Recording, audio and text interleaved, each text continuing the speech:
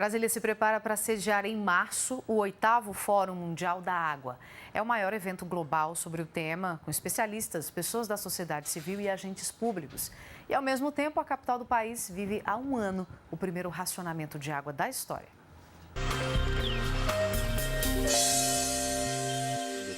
Um sensor que mede o nível da água dos 2 reservatórios do prédio e envia a informação em tempo real foi a saída que o Mário encontrou para controlar e economizar água no condomínio. E deu certo. Nós teríamos aí um consumo aí até de 22 mil metros cúbicos, né?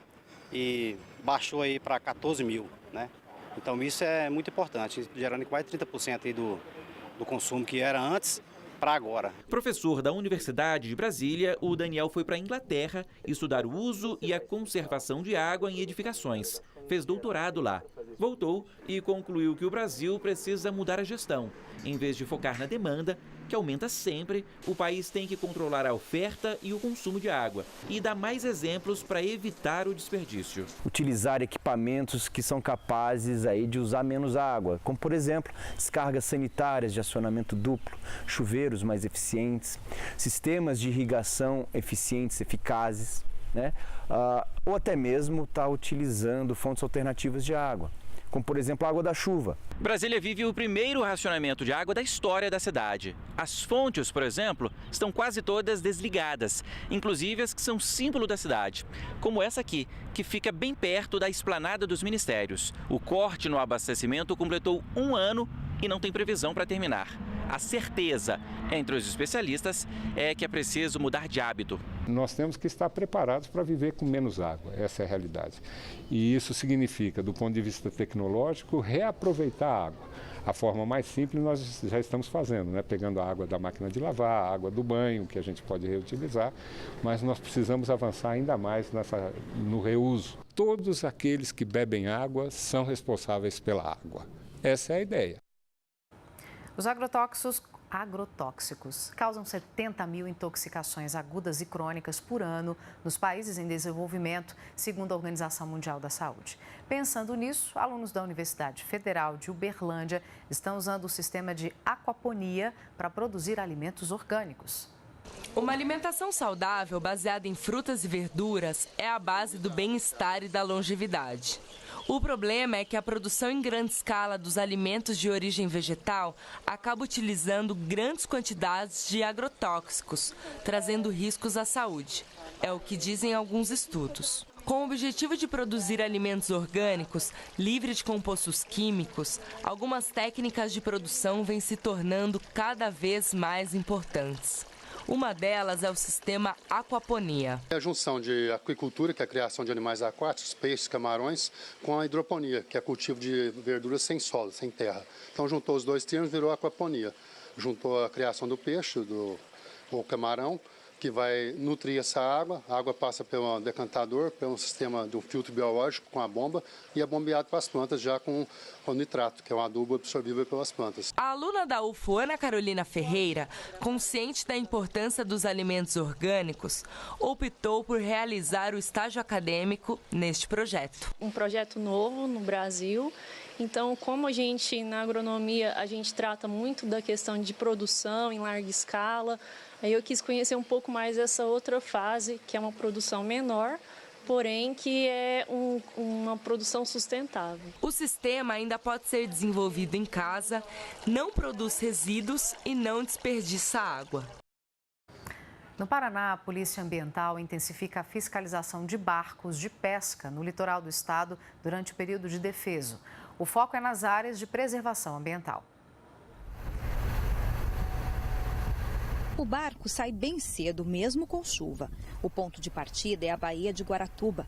Os policiais seguem pela linha de 1 milha náutica de distância da costa, o que equivale a 1.850 metros, que é o primeiro limite para a pesca irregular. Tudo que tiver à nossa direita, no caso quando nós estamos indo no sentido sul, né, descendo para a Santa Catarina, se tiver dentro dessa faixa, essa prática é irregular. Então nós usamos um sistema georreferenciado, que nos auxilia a ter uma certeza que a atividade está sendo executada fora da regularidade. Logo na primeira hora, um barco de pesca é abordado. Você tem a documentação aí, não? Eu trouxe agora, por causa da chuva. Como Como é que tá o nome? Os pescadores não portam documentos, por isso a embarcação é levada para a capitania dos portos. Um dos homens segue com os policiais e o outro leva o barco. Em terra vão ser feitos os procedimentos de autuação e apreensão do material. Para conduzir uma embarcação de pesca, ele precisa ser um aquaviário, né? Ter feito um curso junto à Marinha do Brasil para poder estar conduzindo a sua embarcação.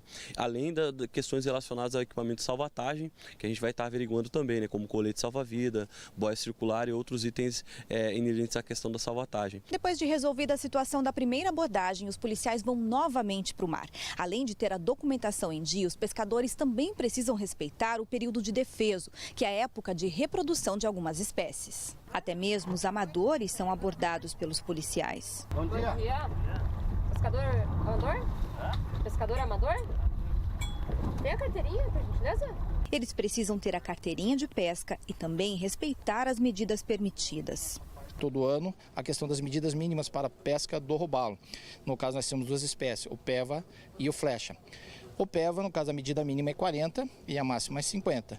E o flecha é 60 a mínima e 70 a máxima. A fiscalização da Polícia Ambiental é importante para garantir a segurança dos pescadores e a preservação da natureza.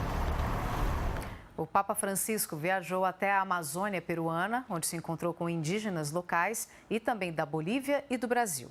Ele criticou a ganância de madeireiros, garimpeiros e companhias de petróleo responsáveis pela destruição da selva. O Papa Francisco foi recebido com danças, flores, abraços e beijos. E também com gritos de agradecimento por ter viajado tão longe para visitar uma pequena cidade da Amazônia peruana. 4.000 indígenas esperavam por ele em Puerto Maldonado. Alguns vieram da vizinha Bolívia, outros do Brasil. A cidade peruana fica a 200 quilômetros da fronteira com Acre. Mas todos reunidos nesse ginásio queriam mesmo pedir proteção ao Vaticano. Nossos irmãos indígenas de várias regiões da Amazônia estão sofrendo por causa da exploração de nossos recursos naturais. O Papa condenou duramente a avidez dos grandes interesses econômicos que destroem a natureza para extrair petróleo, gás, madeira e ouro. Os povos amazônicos originários nunca estiveram tão ameaçados em seus territórios como hoje, disse. Puerto Maldonado é capital do departamento Madre de Dios, responsável por 10% da produção do ouro peruano. Segundo esse ecologista, a mineração nessa região é hoje a principal causa do desmatamento depois da agroindústria. O governo prometeu destruir garimpos ilegais, como esse, mas outros aparecem. Além de poluir os rios, eles fomentam o tráfico de pessoas, outro problema levantado pelo Papa. Não podemos olhar para o outro lado e deixar que tantas mulheres, especialmente adolescentes, sejam pisoteadas na sua dignidade, disse. O Papa também criticou as políticas de conservação da natureza de governos e organizações que não levam em consideração os direitos dos povos que sempre viveram na selva. Não é de hoje que Francisco se preocupa com o futuro da Amazônia. Ele já convocou os bispos da Igreja Católica para discutir o tema numa reunião em Roma em outubro do ano que vem. Na Rússia, milhares de pessoas mergulharam em águas geladas para celebrar a Epifania da Igreja Ortodoxa. Entre elas estava o presidente Vladimir Putin. Em Moscou, a temperatura ambiente era de 6 graus negativos. A cerimônia lembra o batismo de Jesus Cristo no Rio Jordão. Os fiéis acreditam que o mergulho nas águas geladas lava os pecados. Putin, que está em campanha para a eleição presidencial de março, foi até o Lago Seliger, que fica a 400 quilômetros ao norte da capital. O presidente cresceu no sistema comunista, que combatia as manifestações religiosas. Mas agora ele comparece frequentemente às cerimônias ortodoxas e deu à igreja uma grande voz na sociedade russa. Termina hoje à meia-noite em Washington, 3 da manhã, aqui em Brasília, o prazo para o Congresso dos Estados Unidos aprovar a lei de orçamento do governo federal. Se não houver acordo, várias agências da União terão que fechar as portas. O presidente adiou a viagem que faria para o seu hotel na Flórida. Donald Trump se reuniu com o líder do Partido Democrata para tentar negociar um acordo e evitar a paralisação do governo federal. Na quinta-feira à noite, a Câmara dos Deputados aprovou uma lei que permite o financiamento das contas públicas até 16 de fevereiro. Mas o projeto enfrenta resistência no Senado. O partido de Trump tem maioria nas duas casas do Congresso, mas no Senado precisa também de votos de democratas para conseguir aprovação.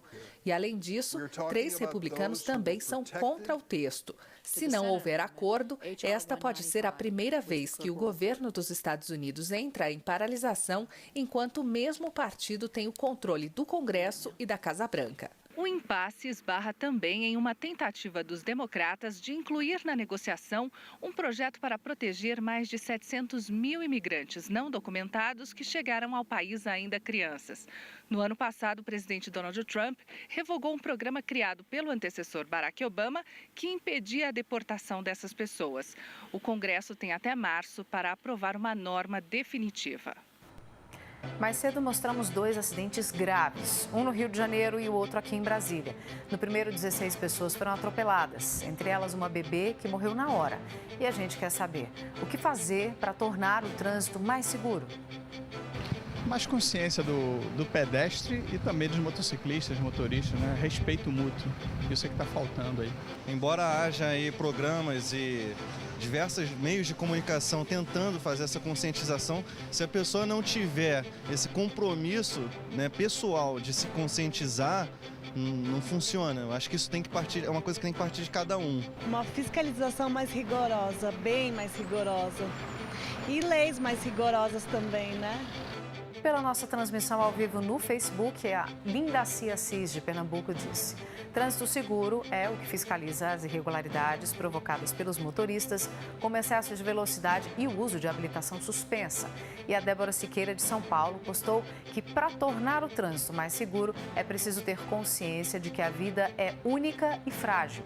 E Tiago Winer, de Viçosa, em Minas Gerais, disse: evitar sair em cima da hora, pois muitas pessoas têm esse hábito de sair de casa com compromisso de trabalho ou estudo, faltando alguns minutos e querem ganhar tempo correndo nas ruas.